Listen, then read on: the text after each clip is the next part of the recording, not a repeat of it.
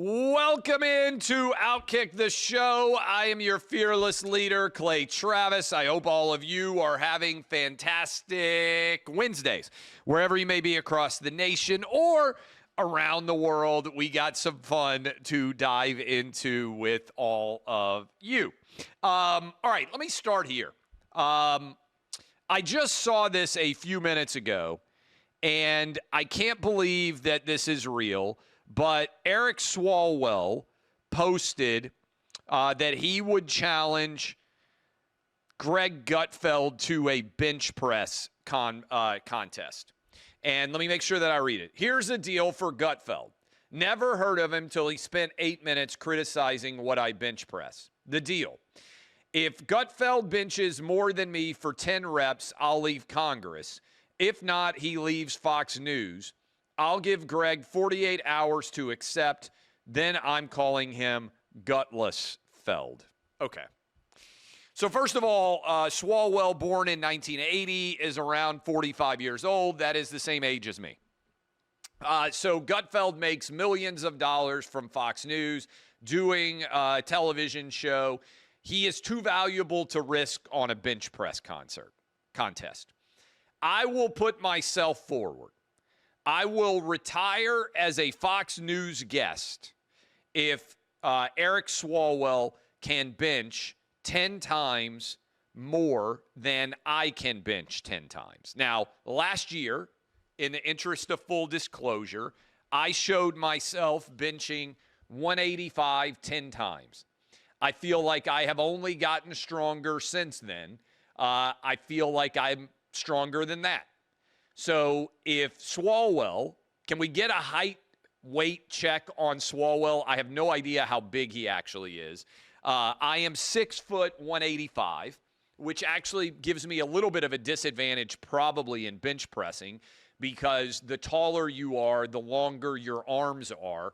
You actually, if you look at a lot of the guys that are bench press savants, they have like little pygmy arms and they barely have to go any distance at all.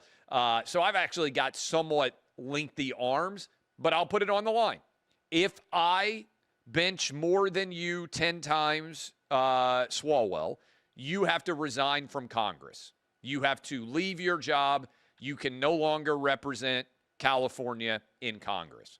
If, however, you bench press more than me, I'll stop going on as a guest on Fox News. The challenge is in your court. Again, we have too much to risk with Gutfeld, but I am accepting the challenge of Swalwell, and I am stepping in for Greg Gutfeld, whose show is too successful. He makes Fox News too much money. I don't make him that much money. I'm just a guest. But I will gallantly step aside if Eric Swalwell is stronger than I am on the bench press. This all came out of the way, him bench pressing 135 pounds while doing a video to try to talk about how he should be in Congress. So there is a challenge. I have accepted your challenge, Swalwell. Let's see if you are man enough to continue. I got to be honest with you. I did not think that the Sweeney insanity was going to continue to grow.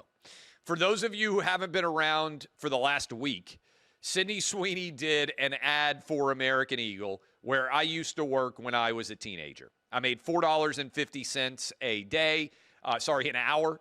No, it wasn't quite sweatshop a day. I wasn't in Somalia or Cambodia. So I made $4.50 an hour back in like 1996, 97, 98, 99-ish, that era. Okay. I love the ad. I like Sweeney. I am probably on the record as loving boobs more than anyone in the media ever has. First Amendment boobs about 8 years ago. And now we've got all these crazy, ugly left-wing women coming out. Here is the latest. This is some Pilates instructor saying if anybody affiliated with this ad ever tries to appear in her dojo, in her Pilates studio, she's going to give them a working over. Enjoy. Left-wing insanity. They just don't like pretty people. Watch. If anyone from American Eagle who was involved in the creation of Sydney Sweeney's most recent advertisement booked into my Pilates class, I would give them the hardest exercise class that I was capable of doing on the lightest possible spring load with 0 breath cues. And I would make it the toughest exercise class that they'd ever experienced in their lives. Okay, this is not the end of the craziness. So you just heard that bonkers insanity. And I would just point out that I have not seen an attractive woman that is actually bothered by this ad. It is all ugly women, humbly, and I say that as an ugly man. The Atlantic has an article where they say loving boobs is now conservative. This is in the Atlantic. I can't believe that this is real, that this is something that has become coded. A total loser at ESPN, Bobby Barack has a story up about him, said that Sydney Sweeney's American Eagle ad left him mortified. Imagine being a grown man working at a sports network, seeing an ad featuring an attractive woman and saying that the ad left you mortified. If you wonder how left-wingers are refusing and unable to connect with men, and he also said there are too many blue-eyed blonde women inside of advertisements. What a complete and total pussy. And I would just say this. How did ESPN allow this to happen? How do you hire men that are supposed to be talking overwhelmingly to a male audience, and you're paying someone substantial sums of money to say that you are mortified by a pretty girl in a blue jean advertisement? You know, my new book, Balls, which will be out in November, spends a lot of time on this. But the craziness of the left on this Sydney Sweeney thing has even staggered me. We know that men, black, white, Asian, and Hispanic, are overwhelmingly leaving the Democrat Party. The Democrat Party has, according to the Wall Street Journal, a 35-year low of popularity. And it's all, I think, to a large degree, cultural in nature because they just can't talk to men. Tim Walz was the Democrat Party's answer to how do we talk to men. Tim Walz is a post-menopausal lesbian's idea of a man that will be attractive to other men. They lack the language to even have a conversation. It's like it's like men speak male language and Democrats are trying to put on a decoder ring to figure out how to talk to them. And look, I don't know everybody's politics. I am confident that I can sit down with any sports fan in America with a game going on, with a beer, with, normal guy food, hamburger, steak, whatever normal guys are eating, and have a conversation, and you would have no idea what I did for a living. Because I'm just a normal guy. I just am a normal dude. I connect with normal guys. I mean, if you do sports talk radio, you just have guy chat all the time. Much of Clay and Buck is guy chat. Now, women enjoy it, but I think our audience about 70% male. Our audience about 70% male at OutKick. Most of what I do and have done for the last 20 years is talk and write to men. Now, again, a lot of you women are watching and or listening to this right now, and many of you like it too, but our baseline audience is men.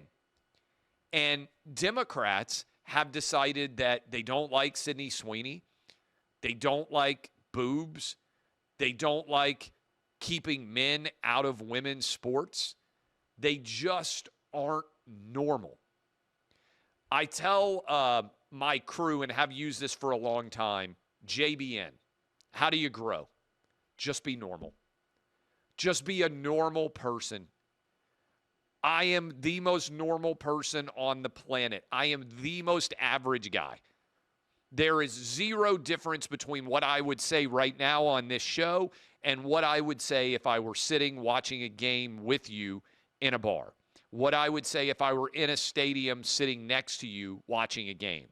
The difference between Clay Travis, show host, and Clay Travis, public dad, just in the larger landscape of life, is zero. There is no difference between what I would say to you right here, for better or worse, and what I would say in person. That distinction between the two is non-existent. And for Democrats, it's seismic. They lie to you all the time. Yesterday, I think we played the Mayor Pete video where he tried to dodge around the idea of whether men should be able to compete in women's athletics.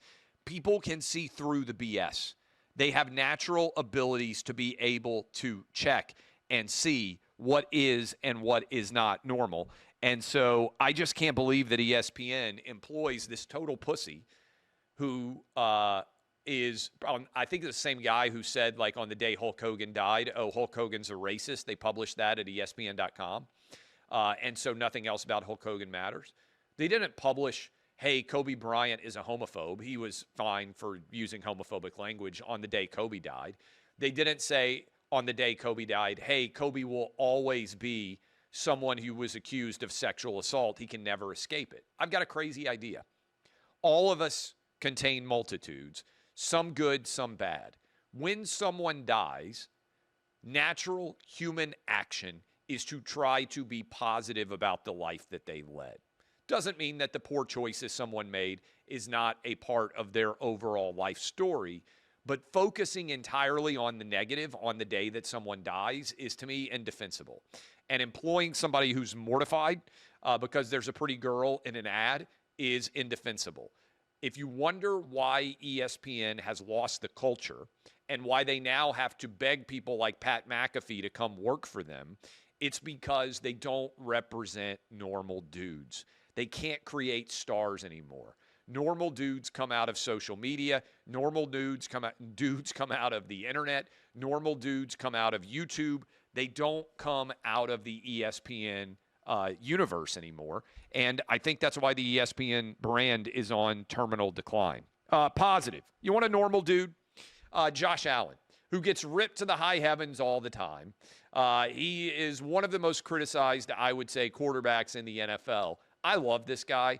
I like the entire culture of the Buffalo Bills. The team, it seems to me, is just made up of a bunch of pretty good dudes. This is after training camp. Josh Allen, by the way, there's cameras everywhere. People are like, oh, this is staged. I don't buy that. There are cameras everywhere. You're on camera the entire time that you're at training camp. I've been to a lot of these training camp practices over the years. Did local sports talk radio for a long time. This is why I root for Josh Allen. Before we show this video, the 4 best quarterbacks in the NFL as we enter 2025, in my opinion, in order: Patrick Mahomes, Josh Allen, Joe Burrow, Lamar Jackson. That is how I would draft if I had right now the ability to draft for my Tennessee Titans, who are awful, who had the number 1 overall pick. If you told me suddenly, Clay, you are given the ability to draft a quarterback that starts to play for the Titans this year, Mahomes, Allen, Burrow, Lamar is the order in which I would draft. So I think Josh Allen, second best quarterback in the NFL. Reminds me a bit right now, Josh Allen does, of trying to go up against when Peyton Manning was trying to go up against Tom Brady. You've got Josh Allen, and I think it's fair to say a less talented coaching staff around him, going head-to-head with Andy Reid, who is the modern-day Bill Belichick, and Patrick Mahomes, who is the modern-day Tom Brady.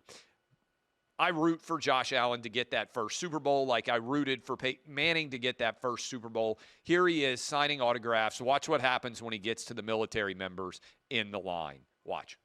Thank you, John. Yes, oh, nice. Yeah, guys, hang on. Give me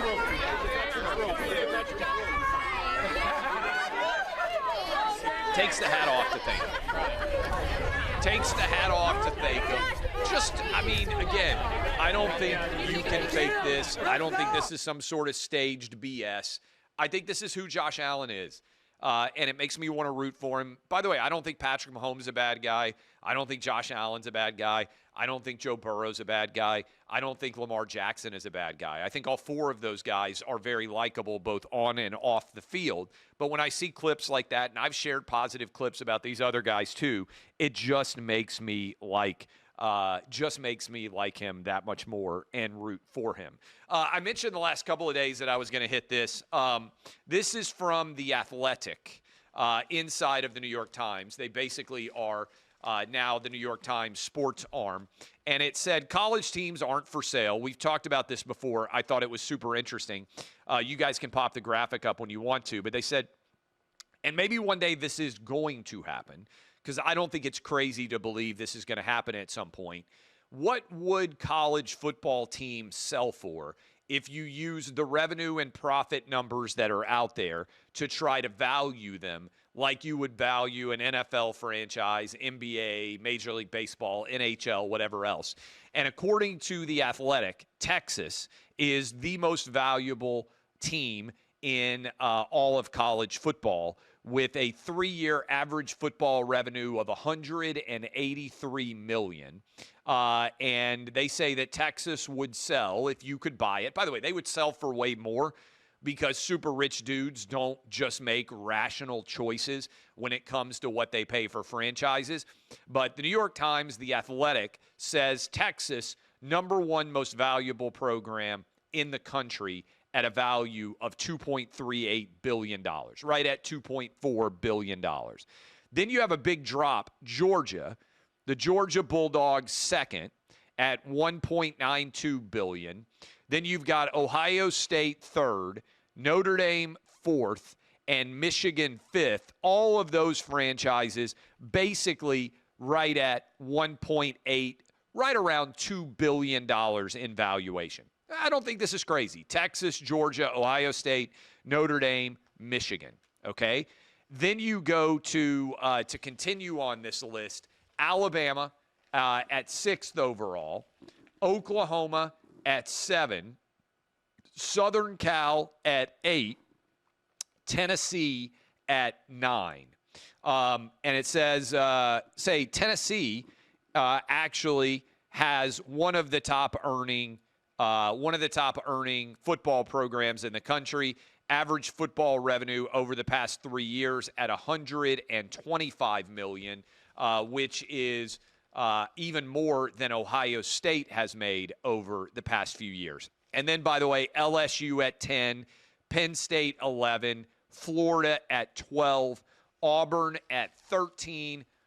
That is the only schools, those 13 are the only schools that they value at $1 billion or more. Again, I think these numbers are low, because I think super rich guys would come in and want to own these franchises, and I think they would pay more as a result. We've got 1, 2, 3, 4, 5, 6, 7, 8 of the top 13, if I'm doing the math correctly, are from the SEC. We've got 2, 3 from the Big Ten. I guess Southern Cal is now a Big Ten school, 4 from the Big Ten, and then Notre Dame as a independent. That is the breakdown. And I thought that was an interesting article, and you guys can argue about who is underrated or who is overrated when we inevitably clip this and share it with everyone out there. Okay. I think, do we have I don't know what the picture is of this, but we talked about the fact that in the WNBA, we had a wig ripped off the head. This is the perfect picture. Okay, good job on the photo. Last night during a WNBA game, so 2 nights ago, wig gets yanked off the hair. They stopped the game for a wig. Last night in the WNBA, bright green dildo thrown onto the court. Can we get a picture here? I think we have the audio of the dildo discussion as well. Come to me for the best dildo analysis anywhere in sports. Here is the discussion along with a photo of said green dildo. And I'm going to read some of the funny comments that were made after this in a moment. Let's watch. Hayes gets blocked by Maya Caldwell. Something flies on the court, actually, from the crowd. The officials will say they will continue play as that goes off the fingertips of the Valkyries. And you can see the object, the block right there, and the object comes, that green thing bounces, and it goes to the sideline. We're not exactly we're not sure where it came from. No room for any of that type of activity. Yeah, and no one's picked the object up yet. You guys, oh my gosh, okay. Okay. Inappropriate. Get him out of here, whoever it is.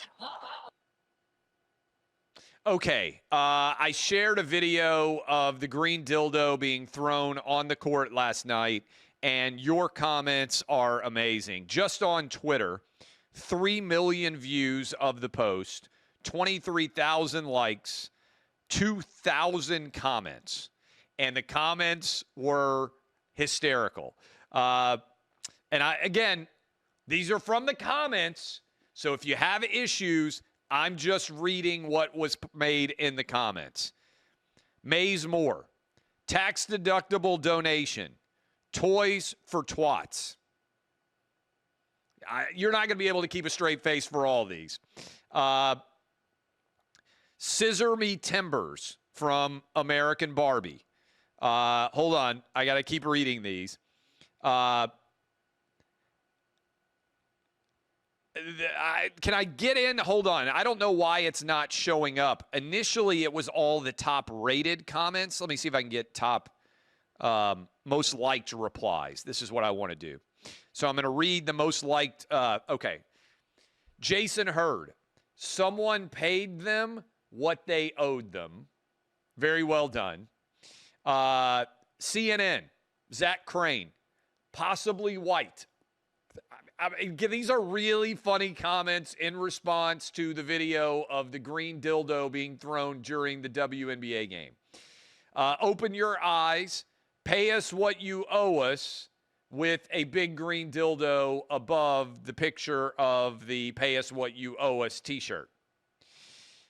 What a dick move, shaking my head, PS4 Reconnoiteur. Wigs and dildos flying around. It's been an exciting week for the WNBA. Dildo night should be implemented in the WNBA. It would boost ratings and viewership. Steve Johnson says of the green dildo, that's like lobbing broccoli into a Weight Watchers meeting. You guys on fire. Detroit Red Wings throw squid. Atlanta Dream throw neon green dildos. I don't see the problem. That's ridiculous. Everyone knows the only foreign objects allowed on WNBA courts are the players' wigs. It would be horrible if people did this all the time. I don't do drugs, but I imagine that WNBA games must be so fun to watch when one is high as a kite. The police got called for a dildo inside inside the NBA. Would have had a field day with this one. I'm going to be honest with y'all.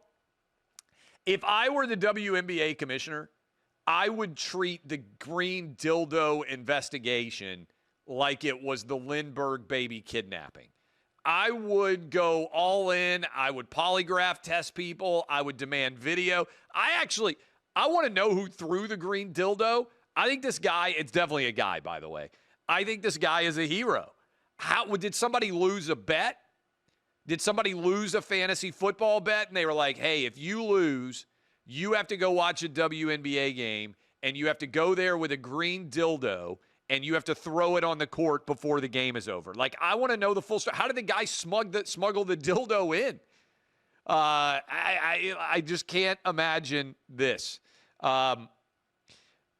Jack says, sad that the dildo toss from the nosebleed section was actually closer to the basket than either of the shots heaved during possession. They're playing pickleball now.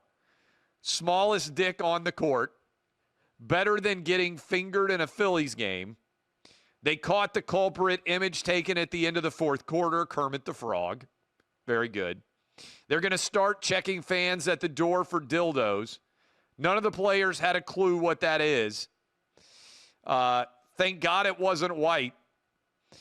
All right, so these are amazing. Go read the comments. What an incredible job done by all of you.